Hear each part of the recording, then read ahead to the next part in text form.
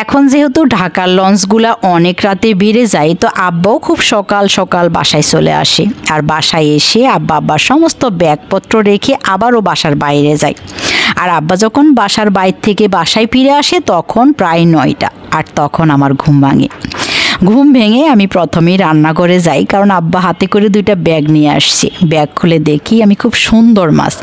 আব্বা মোহাম্মদপুরে আসলেই প্রথমে এই বাজারটায় চলে যাই। আর এখানে সব মাছ নাকি আব্বার অনেক বেশি পছন্দ। এগুলা নাকি একদম ফ্রেশ, তাজা এবং দামেও নাকি অনেক কমে পাওয়া যায়।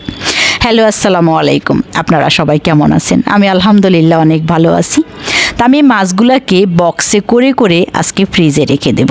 পরবর্তী কোনো দিন নামিয়ে আবার রান্না করব। আমি যখন মাছগুলা নিয়ে ফ্রিজে গেছি, আর তখন আব্বা বাড়ি থেকে আনা চিংড়ি মাছগুলা ভাগ করতেছিল। মাছগুলা বড়গুলো একটা প্যাকেটে আর ছোটোগুলো আর একটা প্যাকেটে দিচ্ছিল। এদিকে নিহালের জন্য বাড়ি থেকে গাছের আম নিয়ে আসছে। আমাদের বাড়িতে একটা গাছের আম অনেক বেশি বড় হয়ে গেছে, আর সেগুলোই আব্বা বলতেছিল।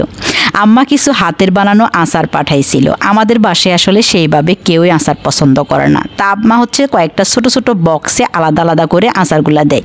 একটা বক্স ভেঙে যাওয়ায় আমি প্রথমেই সে আচারগুলা একটা বাটিতে করে নিই। আর এক ফোঁটা মুখে দিয়েই দেখি মাশাল্লাহ এত বেশি মজার ছিল। আর এই প্রথম মনে হয় আমি আচারের প্রেমে পড়ে গেলাম।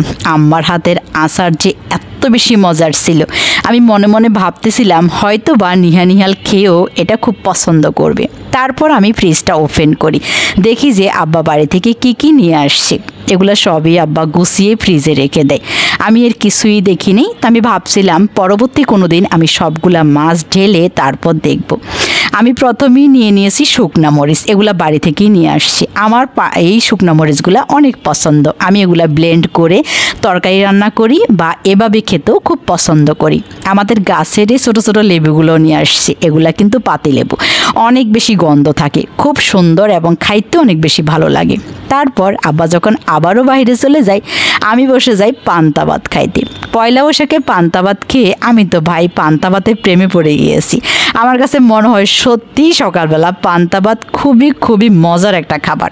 তা আজকে আমি পান্তা ভাতের সাথে খাবো মুরগির মাংস দিয়ে। এটা দেশি মুরগি ছিল, আর আমার কাছে মনে হয়েছিল এটা দিয়েও পান্তা ভাত খুব মজা লাগবে। বাসায় যখন আমি একা থাকি তখন আমি নিজের ভিডিও নিজেই করি। মাঝে মধ্যে ভাবি, ইস আমার যদি বাসায় একটা সব সময় হেল্পিং হ্যান্ড থাকতো, তার সাথেই আমি গল্প ভাগাভাগি করতাম, তার সাথে আমি কাজ ভাগাভাগি করতাম। কখনো কখনো আবার মনে হয় না, এমনিতেই আমি বেশ ভালো আছি, মন চাইলেই কাজ করব, মন না চাইলেই কাজ করব না, কারণ আমি তো কোথাও বাধ্য না। আমার যেদিন ভালো লাগে না আমি কিছুই করি না, আবার যেদিন আমার খুব ভালো লাগে সেদিন আমি মনের আনন্দে কাজ করতে থাকি। এটা এক ধরনের আনন্দ। একা থাকার মধ্যেও একটা শান্তি আছে, সুখ আছে। আবার মানুষ নিয়ে চলাচলের মধ্যেও একটা শান্তি আছে, সুখ আছে। আসলে যে যেমনটা নিতে পারে। আমি খাইতে খাইতে অনেক কিছু ভাবতেছিলাম। তারপর আমি রুমে চলে আসছি, কারণ আজকে আমার মন ভালো। আজকে আমার বিছানায় একটা নতুন চাদর দেব। ইদানিং বাটিকের বেডশিটগুলো আমার খুবই ভালো লাগে, কিন্তু এই বেডশিটের বালিশ কাভারগুলো সেলাই করা থাকে না। কিন্তু ভাই আমার তো এত ধৈর্য নাই, আমার তো দেখতেই হবে যে আমার কেনা বেডশিট কেমন হয়েছে। আমি পরে বালিশের কাভার সেলাই করে নিব।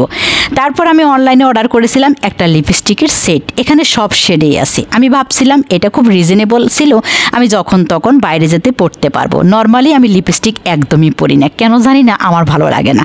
তবে ইদানিং চেষ্টা করি এক আধটু পরতে। যাই হোক, আমার এই সেটটা কেমন লেগেছে আপনাদের কাছে একটু কমেন্টস করে জানাবেন। Thank you so much.